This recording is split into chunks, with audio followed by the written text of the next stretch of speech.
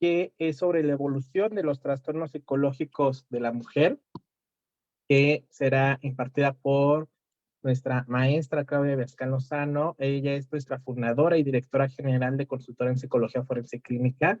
Es fundadora y editora de la página de Facebook de Psicología Forense desde hace más de 10 años. En febrero de este año se cumplió 13 años la página. Ella tiene maestría en criminología, es especialista en victimología, también especialista en violencia de género y violencia sexual.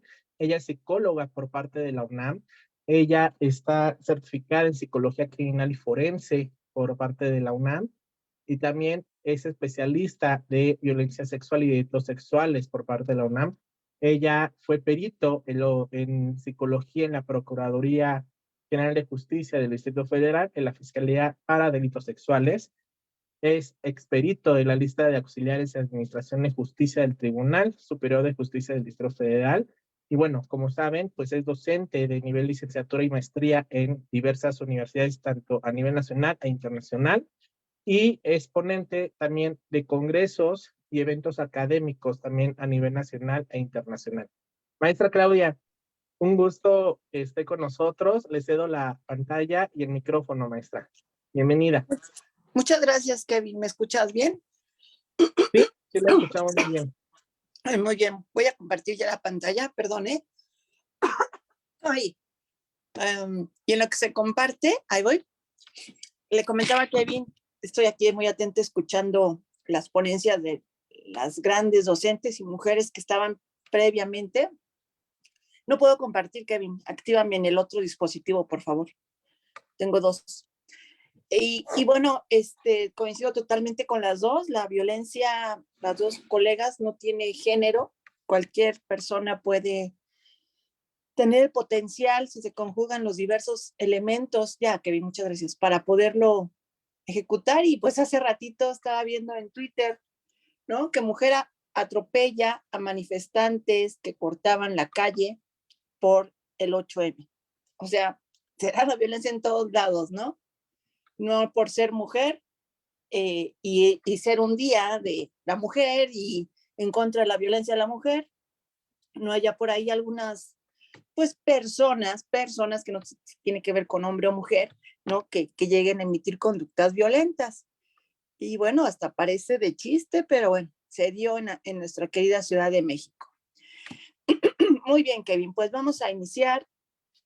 Les voy a hablar respecto, no pude abarcar todos porque pues en una hora no se puede y bueno, ya es un poco tarde y yo les agradezco porque hay muchos eventos en este momento de manera gratuita, abierta, ¿no? Hablando de todas estas temáticas. Afortunadamente el de nosotros se va a quedar ahí en Face, algunos no los dejan, algunos los borran, nosotros no, nosotros se los vamos a dejar en el canal de YouTube, pero bueno, gracias por estar presentes. Trataré de ser muy concreta y lo bastante clara.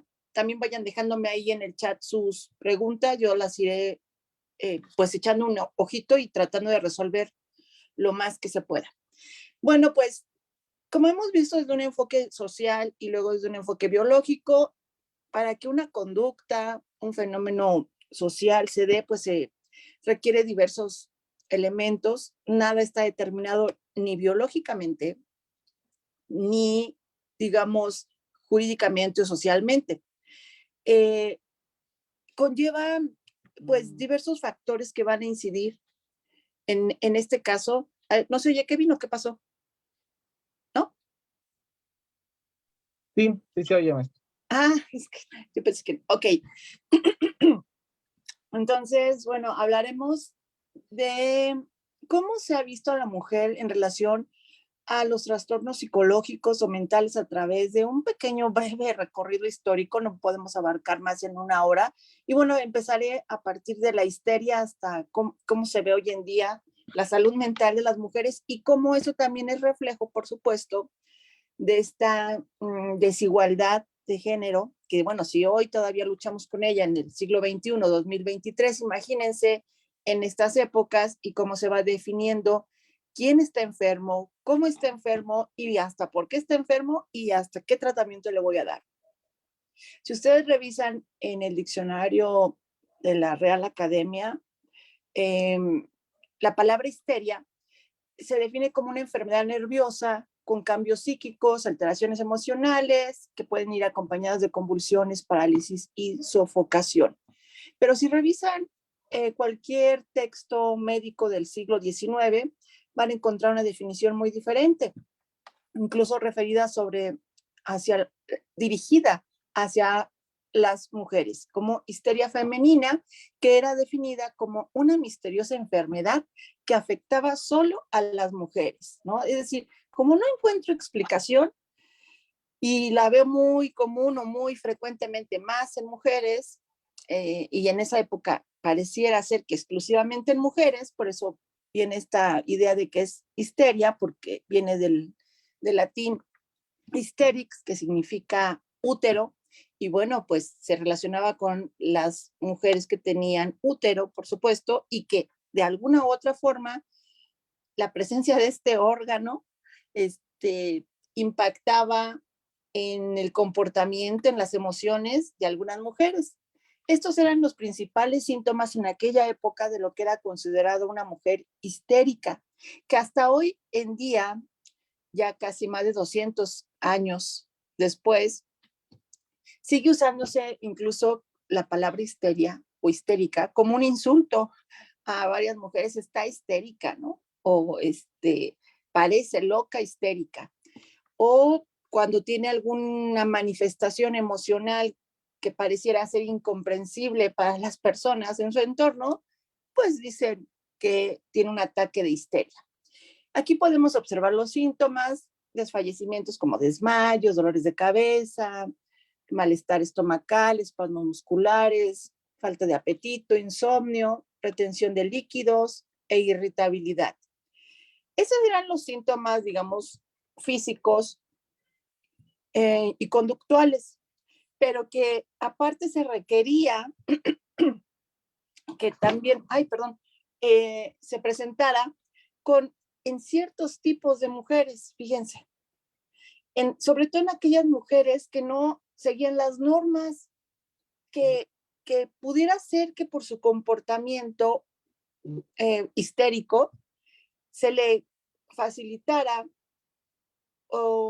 la desobediencia, ¿no? Como no seguir, no sé, las reglas sociales, las reglas morales, incluso las reglas jurídicas de aquella época. Y eran vistos no solo como alguien disruptivo, sino como alguien enfermo, como alguien patológico. Entonces se les denominaba histéricas. Y bueno, buscando imágenes para poder poner un poco, ¿no? Para que no sea tan pesado el texto. Si ustedes meten la palabra histeria, van a encontrar un montonal de fotos solo de mujeres hasta la fecha. Perdón. Y bueno, los orígenes de la histeria no es nada más en el siglo XVIII, acá como lo vemos acá, más adelante hablaré de esta época, sino hay como referencias más antiguas desde los filósofos griegos que la mencionaban o la asociaban con ciertas características de mujeres, sobre todo Hipócrates y Platón, que eran derivadas de que el útero se había desplazado de manera interna en la mujer, se había movido. Y eso trajo grandes consecuencias, pues, limitativas hacia las mujeres durante mucho tiempo, que se vieron reflejadas en muchos aspectos, pero voy a hablar, por ejemplo, de los deportes.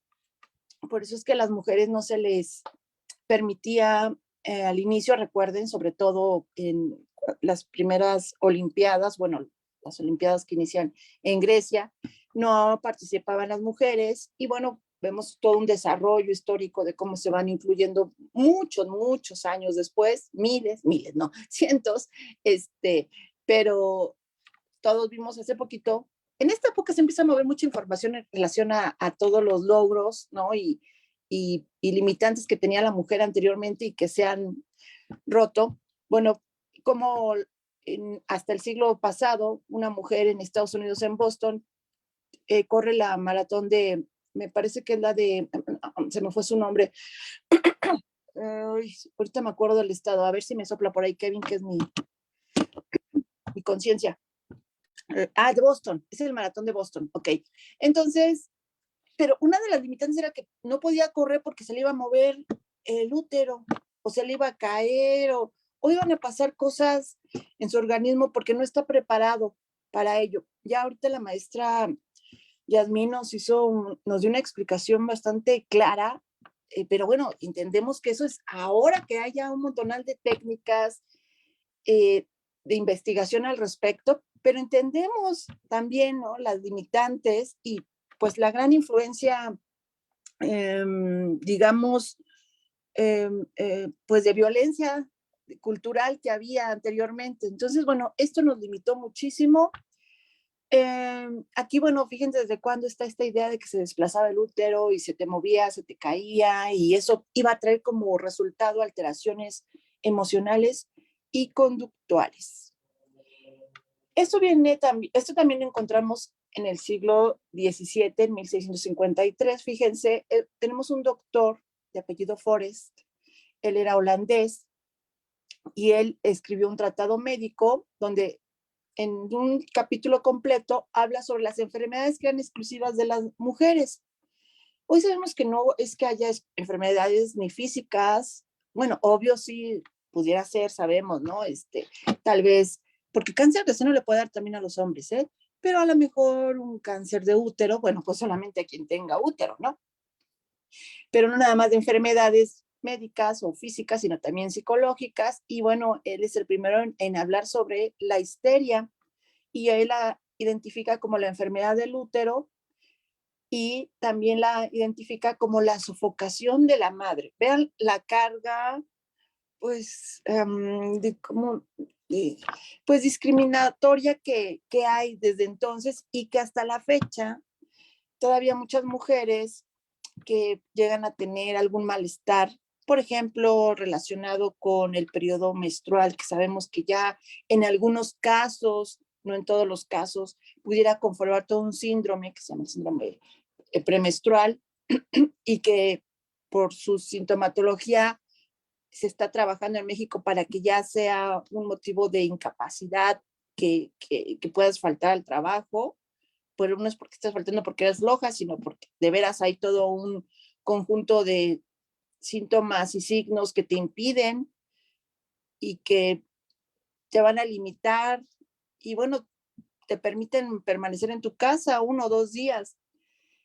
Eh, pero antes de eso era visto como una cuestión de, pues, de locura, ¿sí? Lo relacionaron mucho con mujeres locas. También vamos a ver en las otras 2 diapositivas, como en otra época, hasta se mencionó también que las mujeres que tenían esta enfermedad podían ser hasta brujas, imagínense. Y este doctor precisamente dijo que no se preocupen, hay cura para esta patología.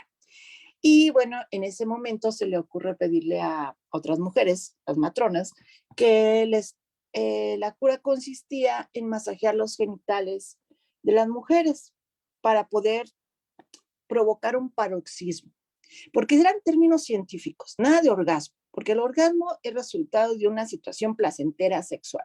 Y aquí no estamos ante una situación placentera, estamos ante un tratamiento médico, y le llama paroxismo. Entonces, bueno, entre algunas matronas y algunos otros médicos que se encargaban de darles este tratamiento a las mujeres,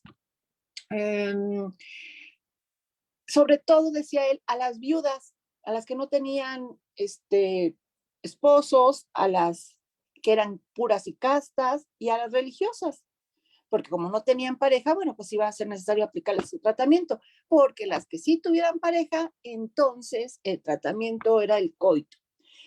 Hasta hoy en día, ¿cuántas veces no han escuchado esta expresión de que a esa mujer le hace falta sexo? Lo que necesita para tranquilizarse, para controlar sus emociones, su agresividad, su rebeldía, ¿no? Es una buena revolcada. A esa mujer le hace falta eso. Fíjense, y ha pasado muchísimo tiempo. Después vamos a la época victoriana. estamos en una época de gran represión, sí, hasta la fecha sigue habiendo una mayor represión sexual hacia las mujeres, no solo sexual, sino en muchas cosas. En esa época, pues era nada más vista una mujer como un objeto que daba placer a un hombre y que su único objetivo era la procreación. Y pues mucho de la sintomatología que ellas tenían, más adelante se van a dar cuenta que no era una psicopatología, sino que era una característica normal de la sexualidad femenina no satisfecha y que eso tenía mucho que ver pues con la relación, no con la relación, sino con la época y con la visión de lo que se tenía en la imagen o en la idea de lo que implicaba que una mujer mantuviera relaciones sexuales, porque las mujeres no tenían relaciones sexuales, las mujeres tenían encuentros sexuales para poder gestar, esa era su única finalidad. A esta época, en esta conducta se le llamaba, a este tratamiento se le llamaba masturbación asistida. Y bueno, después no había tantas matronas para poder darles el tratamiento a todas las mujeres y empieza también los doctores a hacerlo. Ya les dije por qué se llama paroxismo, por qué no orgasmo. Eran un paroxismo porque había contracciones parafísicas, es decir, más allá de lo físico, tenía que ver incluso con cuestiones ya más emocionales incluso, o hasta mentales, y cuestiones que físicamente no podían nada más quedarse, porque si se quedaban en lo físico, pareciera ser que sí era resultado de una cuestión sexual, pero era como más allá de lo físico, y que producían una calma y una tranquilidad a las mujeres. El tiempo que yo di terapia, porque ahorita desafortunadamente por falta de tiempo no lo he dado, la mayoría de mis pacientes eran mujeres, de cada 10, 9 mujeres, y muchas, pues principal motivo de consulta era violencia de pareja, problemas de pareja, y muchas de ellas me referían que sus parejas les decían que lo que necesitaban era sexo, que si ellos, ¿cómo se? Si ellos que la manera de tranquilizarlas era a través del sexo, ¿no? Y muchas pensaban también que esa era una de las funciones de la sexualidad, de su sexualidad, ¿no? Tranquilizarlas emocionalmente. Ahora, no todas las mujeres que tenían este diagnóstico de histeria femenina eran tratadas de esta manera, porque en la Edad Media el tratamiento era la hoguera y era la tortura, porque eran vistas como mujeres pues sobrenaturales. Ya sabemos todo lo que pasó en toda esa época terrible, del 100% de las personas que murieron en la hoguera, el 90-80% eran mujeres, y la mayoría de esas mujeres eran mujeres que no cumplían con esta, ¿cómo digamos? Estos exigencias culturales de abnegación, de sumisión, de pasividad. Ya saben que algunas mujeres incluso eran llevadas a la hoguera por el simple hecho de iniciar un contacto sexual con su pareja, ¿no? Simplemente decir, bueno, yo también tengo ganas, y no ni siquiera hablarlo, sino provocarlo con actitudes, con su cuerpo, y entonces era visto así como ya se le metió el chamuco a esta mujer, ¿no? O si sabía no sé, de hierbas, o si leía libros. Hemos visto y hemos leído muchas cosas al respecto. Entendemos cómo se dio esa violencia hacia las mujeres en la Edad Media, pero bueno, también a estas mujeres que tenían esta sintomatología que ya mencioné y que tenía que ver con alguna patología de su útero. Y entonces dijeron, pues si es el problema, pues se los quitamos. Ya de plano era la extirpación del útero, así como la última solución, y así nos evitábamos, o más bien decían ellos, nos evitamos los problemas que surgían en aquellos periodos hormonales donde esto se exacerbaba, esta sintomatología. Hoy, ¿cuántas veces todavía hasta la fecha no han escuchado que seguramente anden sus días, que qué genio, que seguro anda arreglando porque está de malas? Entonces, con más ganas en aquella época decían, bueno, pues si ese es el problema, quitamos el problema, se lo extirpamos. Así nos evitamos el síndrome premenstrual, la menopausia. Otro punto, seguramente esa señora está menopáusica, ¿no? Y no importa la edad que tengas, te van colocando ciertas etiquetotas dependiendo de tu estado emocional y que seguramente tiene que ver algo con tu útero. Entonces así se aseguraban que ya no iba a pasar por estos cambios de humor. Es decir, no había una condición médica que requiriera que esto ocurriera, sino era una condición emocional. Y bueno, les decía hace ratito que la masturbación asistida no era considerada un abuso, ni una violación, o sea, no tenía ninguna connotación sexual, erótica. Era simplemente un tratamiento. Pero, pues, ni los médicos se daban abasto de tantas pacientes y hasta se cansaban de recibir varias pacientes en el día, se les entumían hasta los dedos. Les dice que causaban molestias musculares y por eso es que en 1880 otro doctor se le ocurre inventar un aparato para poder sustituir ese tratamiento manual para hacerlo más práctico, ¿no? Y bueno, ahí surge el primer vibrador eléctrico con fines médicos. Así surgió el vibrador, ¿no? Y en aquella época se le llamaba el martillo de Granville. Así se apellidaba el doctor que lo diseñó y se le denominó martillo. Y bueno, así era más eficaz, más rápido el tratamiento hacia las mujeres. Tiempo después se comercializó para que las mujeres ya ni siquiera tuvieran que ir al médico a su tratamiento, porque el médico les aplicaba ahí el tratamiento. Y ya cuando lo empiezan a comprar, pues ya para sus casas, ahí es cuando se dan cuenta que no nada más sirve para, digamos, para tratarse. Y cambia todo el sentido de un tratamiento médico a lo que hoy pues se conoce como un juguete sexual, ¿no? Que tiene toda una connotación erótica sexual. Incluso este doctor cuando se da cuenta que lo empiezan a usar ya, él decía para sus perversiones, hasta dice que se arrepintió de haberlo creado. Y fíjense que no es sino hasta el primer DSM en los años 50 que se desacredita totalmente el concepto de histeria femenina. Ya se habían dejado de diagnosticar mucho tiempo atrás, pero bueno, aquí ya no queda la menor duda que no existe, así ya saben, si no está en el DSM-5, entonces no existe.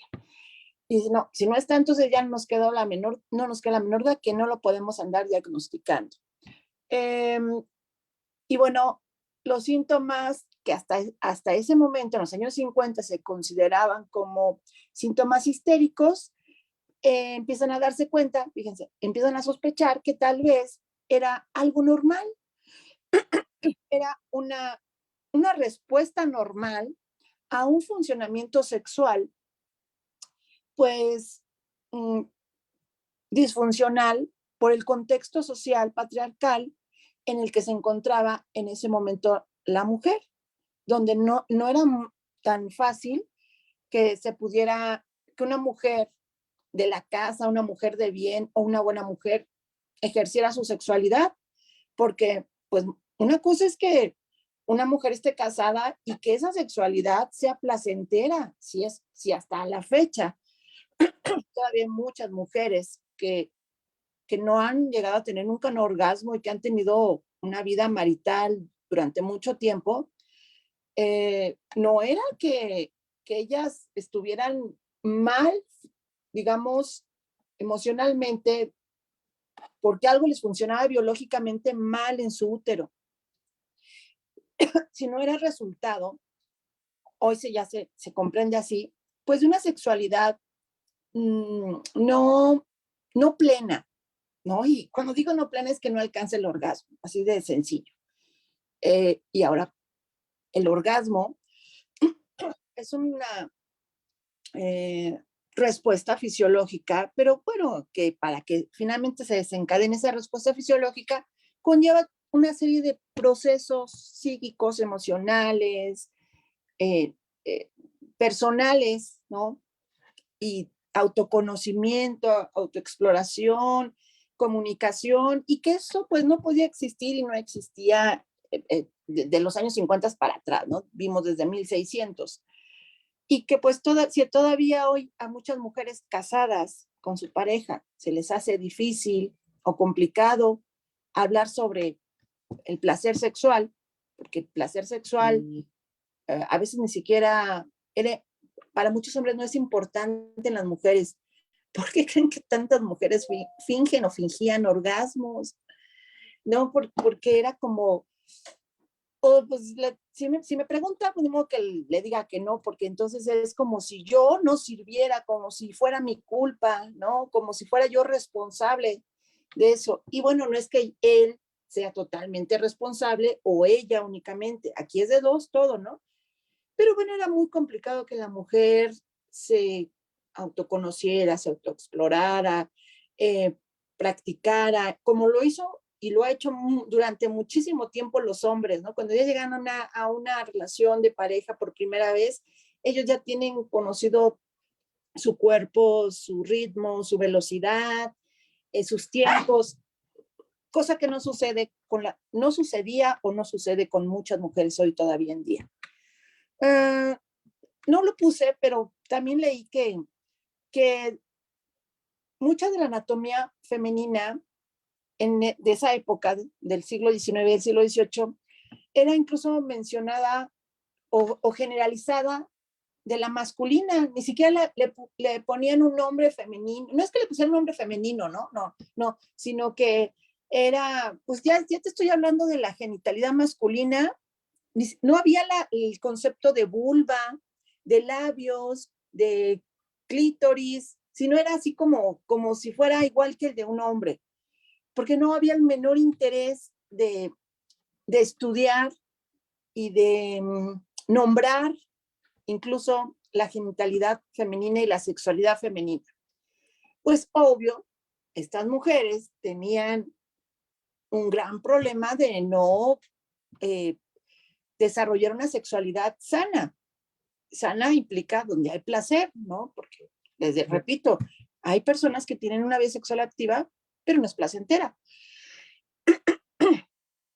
Hoy entendemos que esta patología era una represión sexual de la época y bueno, lo cierto es que este diagnóstico, antes de que la APA dijera que no existe en los años 50, ya era muy poco diagnosticada.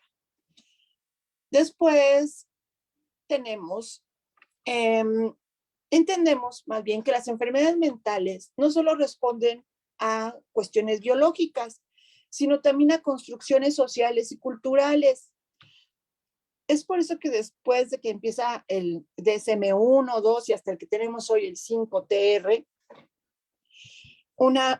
cambios, ¿no? Constantes donde se cambian nombres, entran algunas nuevas patologías, salen otras, y no es que desaparezcan o aparezcan por el simple hecho de estar descritas ahí, sino que ya estaban y por eso se pueden describir dentro de estos manuales.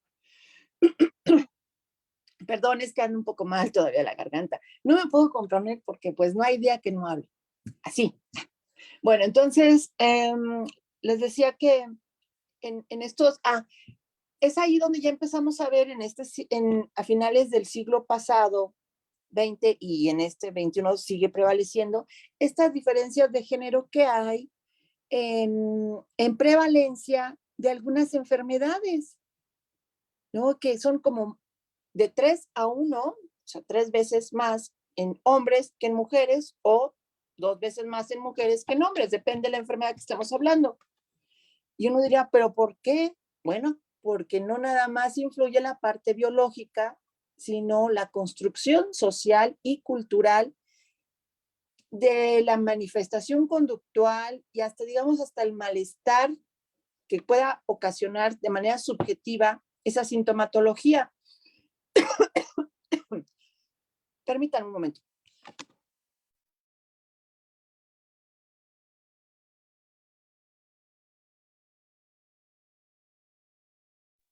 Ya que ¿me oyen? Perdón. Sí, maestra. Gracias.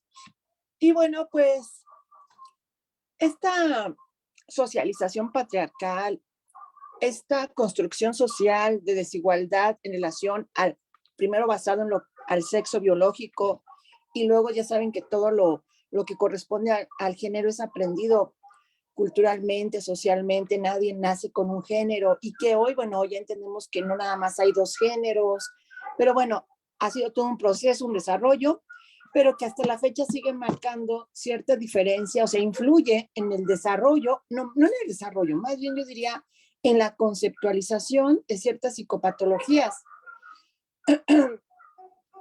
eh, relacionando cierta sintomatología con aspectos más femeninos o más masculinos.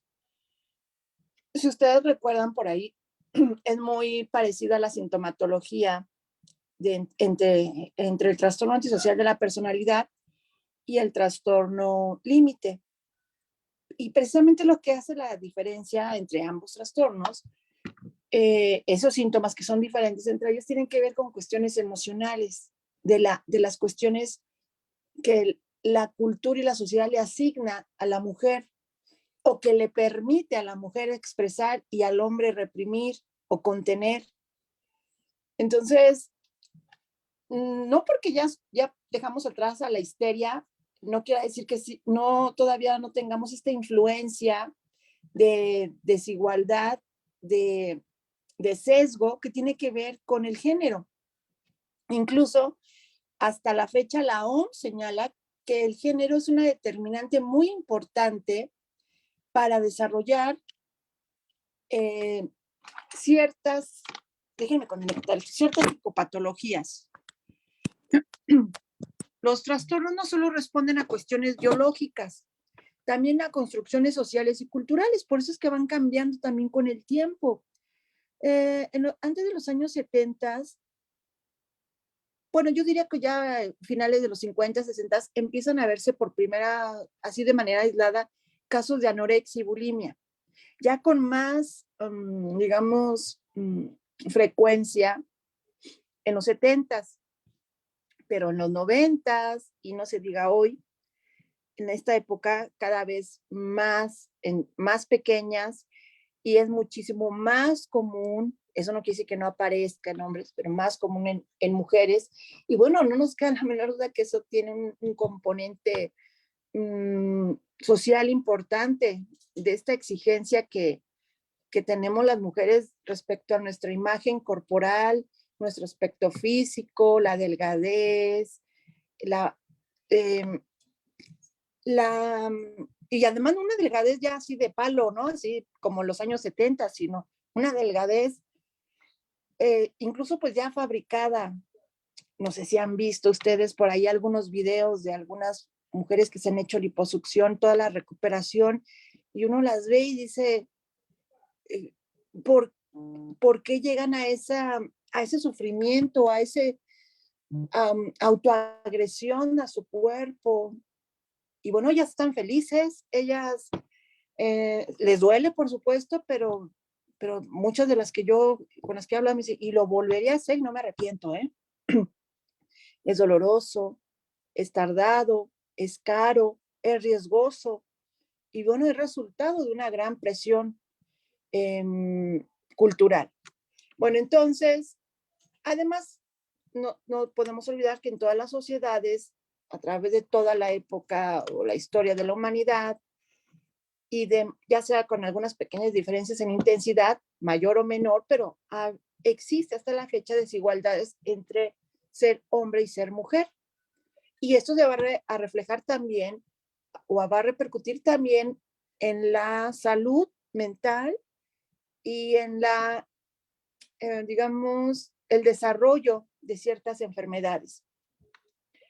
Sí hay diferencias de género, lo dice la OMS, no nada más lo decimos nosotros, en relación a ciertas enfermedades mentales como la depresión, la ansiedad y algunas demencias, en donde se ha visto una mayor incidencia en las mujeres. Y no solo en características cuantitativas, sino también cualitativas, es decir, no solo en número, sino también en características. Reconocemos, y las estadísticas son claras, que las mujeres padecen, o bueno, cuando hablamos de depresión, hay una mayor incidencia de mujeres que padecen depresión y ansiedad, es decir, aquellos, digamos, alteraciones del estado de ánimo que tienen que ver con las emociones, parece ser que son más diagnosticadas, más identificadas claramente en las mujeres. Eso no quiere decir que no haya hombres, por supuesto, pero desafortunadamente y también para ellos es pues una consecuencia de esta violencia de género, los hombres se permiten menos manifestar esta sintomatología depresiva, la esconden más, la enmascaran y a veces la enmascaran en alcohol, en drogas, en conductas autodestructivas, pero lo que hay detrás de ello es una depresión. Entonces, sí se da, aunque no es tan fácil de identificar. También vamos a ver adelante en otras diapositivas que buscan más ayuda psicológica las mujeres que los hombres. De cada 10 consultas, 7 son de mujeres, 3 son de hombres. Eso no quiere decir que las mujeres estén más enfermas y por eso buscan más ayuda. Tiene que ver más bien con que los hombres han sido educados para no mostrarse como débiles, enfermos, y no les gusta ni siquiera a muchos todavía quejarse físicamente de un malestar, de una enfermedad, de que si, ay, ya me duele la cabeza, me duele el estómago, pocas veces lo hacen, y si lo hacen es porque ya es muy avanzado, muy grave, muy intenso el dolor, prefieren no tomar medicamento, lo van aplazando las visitas al médico. Si eso resulta en cuestiones físicas, imagínense en lo psíquico, y además si encuentro otro escape para esas cuestiones emocionales como drogas y alcohol o conductas autodestructivas o de riesgo, pues menos voy a incluso percatarme o mostrar a los demás de que estoy en, no sé, en una crisis de ansiedad o que estoy deprimido o en un duelo, ¿no? Y si se dan cuenta, estas patologías tienen mucho que ver en cómo se expresan las emociones y hay infinidad de estudios de cómo hay una diferencia en la expresión de las emociones. Ya nos explicó la maestra Yasmín, no en cómo se sienten, sino en cómo te han educado en tu entorno cercano y también en la cultura, en la sociedad, para poder expresarte emocionalmente. Hasta la fecha todavía desafortunadamente hay niños que no pueden llorar, niños varones, porque les dicen que eso es de niñas. Cada vez son los menos, afortunadamente, los padres, los cuidadores, o porque le van a dar verdaderos motivos para llorar, ¿no? Como si no fuera un motivo la tristeza o el dolor o la alegría o el miedo. Pues, oye, pues es un motivo y punto, ¿no? Oye, me caí, me sangré la rodilla y les dice no llores porque te pego si lloras. Entonces, bueno, eso también va a tener repercusiones, el contenerse esas emociones. Las emociones también son energía, la energía no se crea ni se destruye, se va a transformar y se puede transformar en un montonal de otras situaciones destructivas o patológicas. Y bueno, pues eso tiene que ver con estos estereotipos que hasta la fecha seguimos pues tratando de romper, de terminar, porque aquí no se trata de que un género esté por encima del otro, se trata de que somos seres humanos, personas, y que igual una persona puede llorar, igual una persona puede violentar, ¿no? Como lo que les dije hace ratito de esta señora que se llevó a varias de las manifestantes mujeres, sin que eso tenga que ver con que si es hombre o si es mujer. La conducta violenta, la conducta criminal es resultado de diversos factores, no nada más de cuestiones biológicas o de cuestiones de género. Entonces, bueno, no voy a entrar en mucho detalle respecto a esto de cómo se conforman los estereotipos y cómo esto va marcando las diferencias hasta en el desarrollo de la psicopatología. Ya sabemos que a las mujeres se nos ha educado, cada vez hay una educación más igualitaria, equitativa, ¿no? Sobre todo los jóvenes, los niños, muchas mujeres hacemos un gran esfuerzo por educar a nuestros hijos, tanto igual como hombres como mujeres, pero bueno, todavía falta mucho, pero sí es cierto que todavía hay una distinción entre la enseñanza que se hace a ciertas mujeres de abnegación, sumisión, sufrimiento, y no nada más me refiero dentro de su casa a través de sus cuidadores, sino a través de toda la sociedad, de toda la estructura, de toda la cultura, que la cultura implica muchos aspectos, no nada más es la familia, sino muchos elementos que van contribuyendo a ir conformando estos cerebritos, ¿no? Es decir, como si esto fuera lo único que la mujer tiene en la cabeza y esto es lo único que el hombre tiene. Las estructuras internas, ya nos dijo la maestra Yasmín, son idénticas con algunas pequeñas diferencias, se explicó cuáles y cómo repercuten, pero el contenido, que es la psique, porque una cosa es la mente, la psique, eso ya es responsabilidad de quien lo consume, así como el alcohol, es decir, ya de tus vivencias, de tus experiencias, de tus creencias, de tus valores, y ahí van a influir diversos aspectos históricos, culturales, sociales, políticos, económicos y un montonal de otras cosas. Bueno, entonces, las mujeres utilizan, ya les dije que son el 70% de las consultas son más por mujeres y el 30% por hombres. Ya les dije que esto no tiene que ver con que estemos más enfermas, sino incluso también tiene que ver con esta manifestación o esta idea de que las mujeres necesitamos un mayor apoyo o guía o somos más vulnerables, por eso necesitamos recurrir. Muchas de estas mujeres van principalmente, no mayormente, por problemas con la pareja y desafortunadamente, como vamos a ver en otra diapositiva, muchas de ellas se les medicaliza.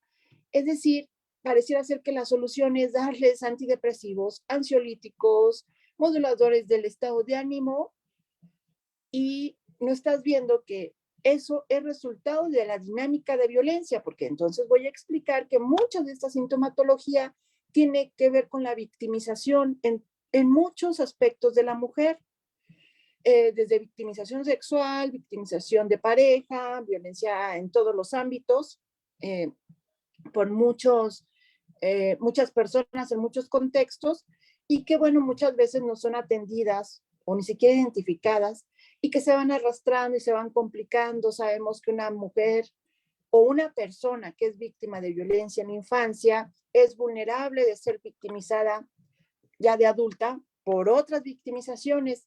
Entonces, pareciera así que se van arrastrando diversas cosas y la solución no es medicarlas.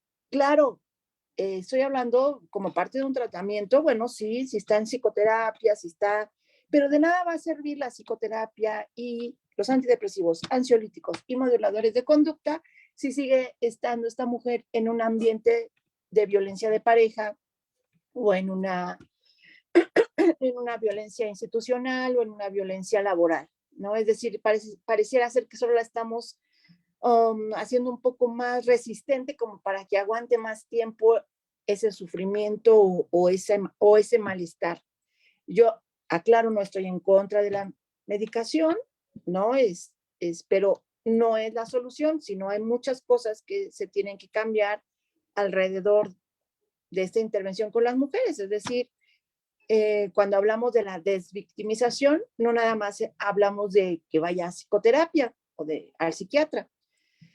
Y cuando hablamos de empoderamiento ya es muchísimo más complejo, ¿no? La intervención que se tiene que hacer con ella, y pareciera que todavía estamos mal entendiendo solo quedarnos con la parte de la intervención psicológica, porque muchas de estas mujeres adultas tienen esa psicopatología derivada de violencia en momentos anteriores al momento en el que ellas están solicitando terapia. Es decir, ha pasado, no sé si una semana, 10 o un año o en su infancia, pero está como antecedente. Ahora, eso no nos hace más débiles o más vulnerables. Es resultado de toda esa estructura violenta que ya se habló, sobre todo la maestra Adriana nos dio un contexto histórico, ¿no? De varias situaciones que se ha tenido que recurrir a la legislación para equilibrar aquello que estaba desequilibrado, y por eso pareciera que hay más leyes a favor de las mujeres, porque obvio están generando, porque existía y existe una mayor vulneración de muchos de los derechos de las mujeres, y la única forma de proteger esos derechos es a través de la legislación. Y por ahí hay muchas personas que piensan que las leyes están hoy a favor de las mujeres, como vimos, había la ley, varias leyes, ¿no? Que nos comentó la maestra Adriana, pero no es porque estemos viendo a ver qué leyes se crean para las mujeres, sino cuáles son necesarias para que de veras haya una protección a los derechos y haya de veras una equidad en lo que significa ser hombre, mujer, femenino y masculino. Y bueno, no quiero tardarme mucho porque pues ya van a dar las 9. Es un tema muy amplio, es nada más como para estas tres pues charlas, es para que nos quedemos reflexionando, pensando, que no veamos nada más como de manera superficial lo que está ocurriendo o que ocurre cada 8 de marzo, que bueno, es un día, pero se trabaja todo el año de muchas formas. Nosotros desde la consultoría hemos tratado de abordarlo, tenemos un diplomado especializado en violencia de género, en psicología forense con perspectiva de género, pero bueno, es como darles un panorama general. Con todo gusto les vamos a pasar las diapositivas, infinidad de textos que acompañen toda esta información. Y bueno, pues ha sido una jornada larga. Sé que, por ejemplo, la maestra Adriana venía de otras 2. A lo mejor ustedes han estado escuchando muchas en todo el día. No quiero ser repetitiva, no quiero ser aburrida incluso, ¿no? Pero bueno, fíjense que también ya para finalizar, les explicaba esto de los fármacos, pero también de los estudios que hay en relación a las enfermedades de las mujeres. Todavía hasta la fecha se sigue viendo como ciertas características de mujeres locas, de mujeres brujas, de mujeres que no son incluso mujeres, ¿no? Que no se comportan como mujeres. Ya saben, hoy se recibe muchas felicitaciones y ya saben que bueno, pues no es mi cumpleaños, ¿no? Para que me feliciten. Pero la que más me llamó la atención es felicidades a todas las damitas, incluso aquellas que no lo son tanto. Dices, ay, hijo, estoy hablando de abogados con maestría y doctorado, ya sabemos que eso nada tiene que ver con la educación formal, académica, sino tiene que ver con otras cuestiones, pues, que les cuestan todavía a algunas personas ver esta violencia.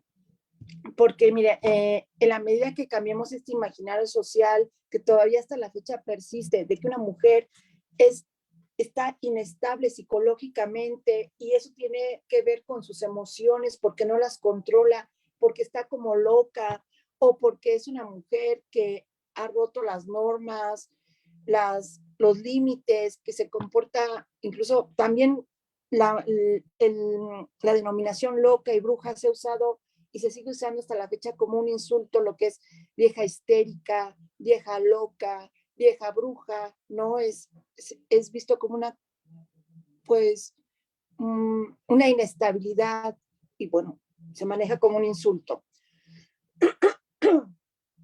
Y bueno, ya para finalizar, Kevin, no he visto el chat, pero ahí voy. También no debemos de olvidar, como en muchas de las instituciones de control, son manejadas mayormente a nivel mundial y en general por hombres. Las categorías psiquiátricas están consensuadas.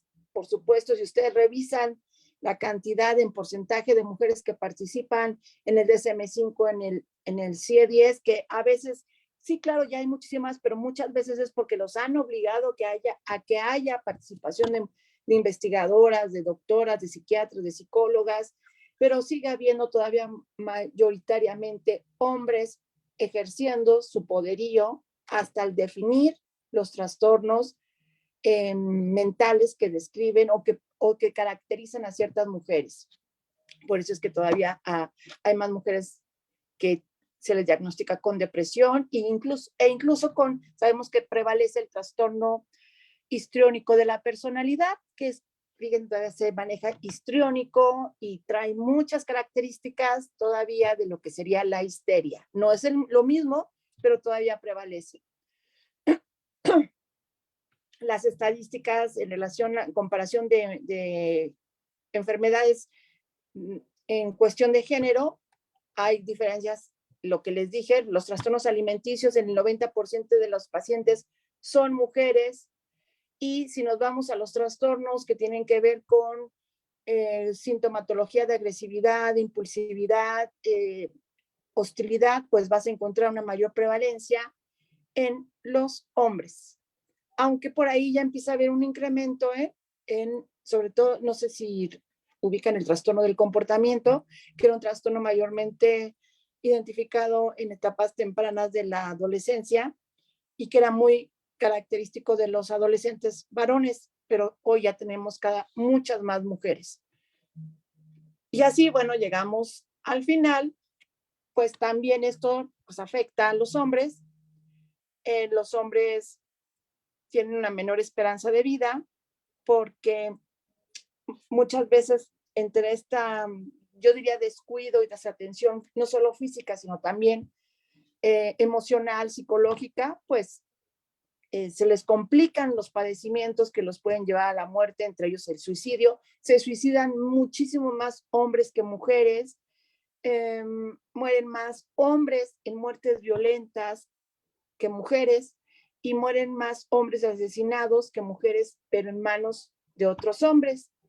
Y bueno, su primer causa de muerte en los hombres es muertes violentas a manos de otros hombres o a su propia mano.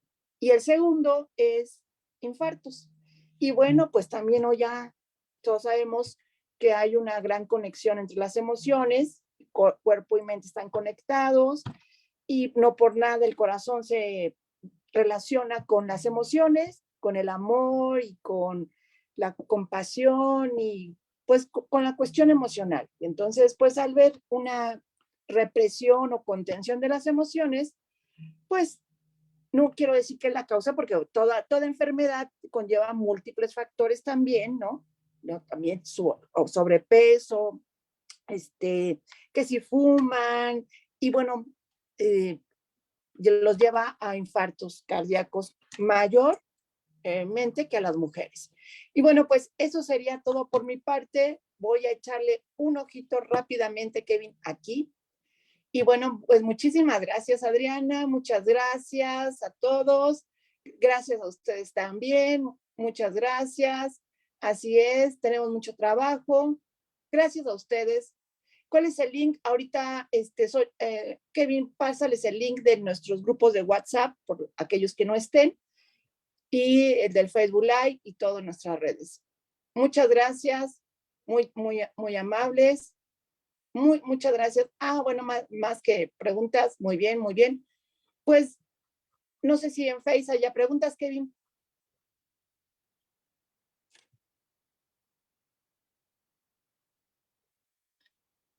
Kevin ya se durmió. Ya. No, maestra, es que no pueden tener el micrófono. No, nada más están solicitando sobre en dónde podrán ver los materiales. Ya les estoy compartiendo un enlace de uno de nuestros grupos de WhatsApp en estos momentos. Muchísimas gracias entonces, Kevin, muy amable como siempre, y buenas noches y gracias a todos por su atención. Y nos estamos viendo más adelante. La semana que entra tenemos la Semana del Cerebro. Entonces, ahí los estaremos invitando. Claro que gracias, sí, muchísimas Kevin. Gracias. Gracias, maestra. Gracias a nuestras grandes ponentes, a la maestra Yasmín Peralta y a la maestra Adriana Díaz Santa Cruz. Para quienes están preguntando sobre la grabación, va a estar disponible en nuestra sección de videos en Facebook y posteriormente se van a subir a nuestro canal de YouTube. Muchísimas gracias, que descansen y les estaremos compartiendo los materiales en nuestros grupos de WhatsApp. Muchas gracias por su presencia el día de hoy. Hasta luego.